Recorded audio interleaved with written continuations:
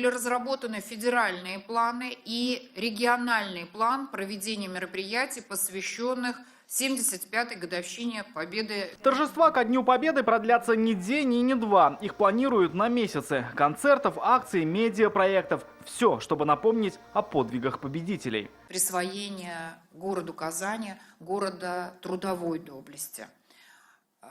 По этому вопросу все необходимые документы сверстаны. Ждем решения по данному вопросу. В Доме правительства делятся первыми подробностями. Так, чествования уже идут в школах республики. Больше 30 тысяч ветеранов – почетные гости на концертах и классных часах. Чтобы они все могли принять участие в наших мероприятиях, чтобы наши дети, они воочию пообщались с ними, успели запомнить их такими, какие они есть. Так что празднование юбилея Победы будет максимально наполненным и в культурном плане. Кроме того, что торжества пройдут в районных ДК, наиболее пышные и в главных залах республики.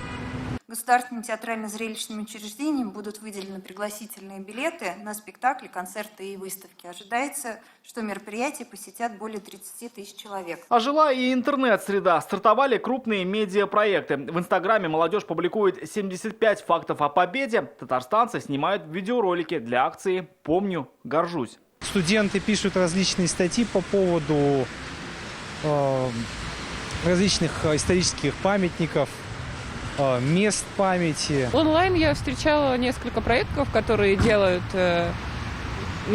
письма памяти, все публикуют архивные какие-то материалы. Готовится к 75-летию. Путин награждает денежными средствами. Речь о единовременных выплатах по 75 тысяч ветеранам и 25 тысяч труженикам тыла. Плюс по 25,5 от республики. Данные выплаты в наследственную базу не поступают.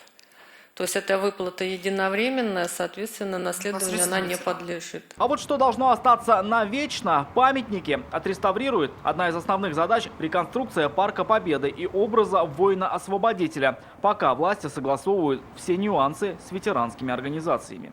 Рамиль Шайдуллин, Марат Зайдуллин, ТНВ, Казань.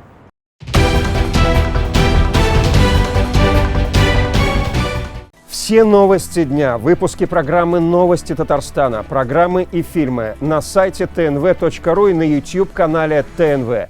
Подписывайтесь.